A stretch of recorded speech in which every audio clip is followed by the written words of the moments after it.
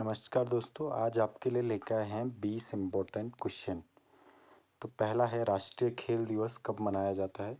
तो राष्ट्रीय खेल दिवस 29 अगस्त को मनाया जाता है और ये मनाया जाता है मेजर ध्यानचंद जी के जन्म दिवस पे। उनका जन्म हुआ था 1905 में प्रयागराज में। निम्न में से कौन सी पुस्तक कालिदास द्वारा नहीं लिखी गई है?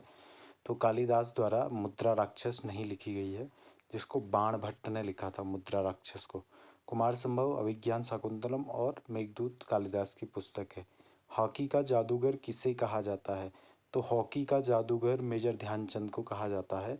और मैंने पहले वाले क्वेश्चन में बताया, मेजर ध्यानचंद के जन्मदिन पे ही राष्ट्रीय खेल दिवस भी मनाया जाता है। राइडर कप किस खेल से संबंधित है?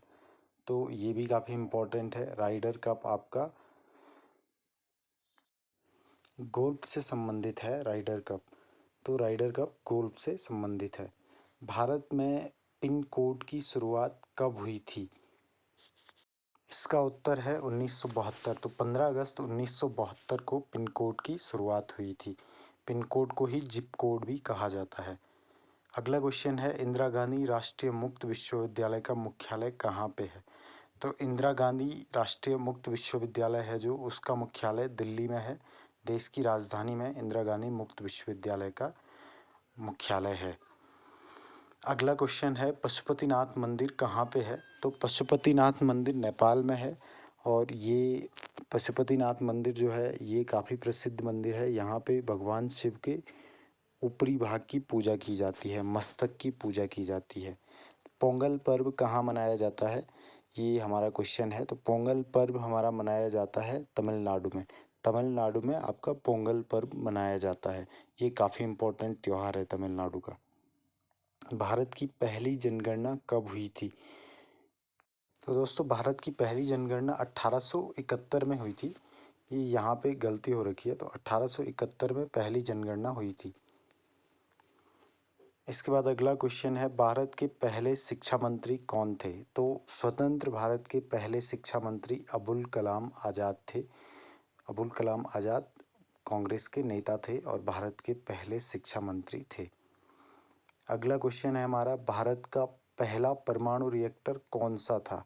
तो भारत का जो पहला परमाणु रिएक्टर था वो था आपका अप्सरा। तो अप्सरा भारत का पहला परमाणु रिएक्टर था। नेक्स्ट क्वेश्चन है हमारा, यूनेस्को का मुख्यालय कहाँ है? तो यूनेस्को का मुख्यालय पेरिस में है और पेरिस फ्रांस की राजधानी है। पेरिस जो है ये यूनेस्को का मुख्यालय है। और यूनेस्को दुनिया में कल्चर और इन सारी चीज़ों को बढ़ावा देने का काम करता है। राष्ट्रीय डेयरी अनुसंधान संस्थान कहाँ पे है? तो राष्ट्रीय डेयरी अनुसंधान संस्थान करनाल में है। राष्ट्रीय डेयरी अनुसंधान संस्थान करनाल में स्थित है। पनामा नहर का निर्माण कब हुआ था? तो पनामा नहर का निर्माण 1914 में हुआ था।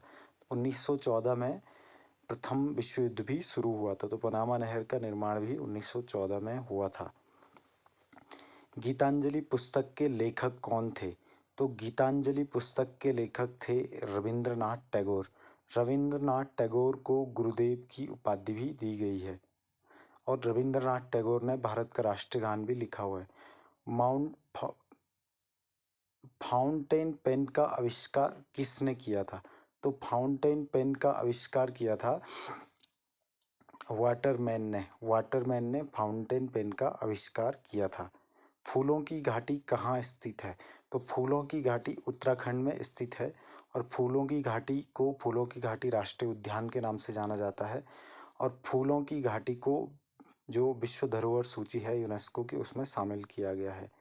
अमरावती बांध कहाँ स्थित है? तो जो अमरावती बांध है वो आंध्र प्रदेश में, जो अमरावती बांध है वो तमिलनाडु में है, सॉरी। और आंध्र प्रदेश में अमरावती शहर है जो आंध्र प्रदेश की भविष्य की राजधानी है। नेपाली संसद का नाम क्या है?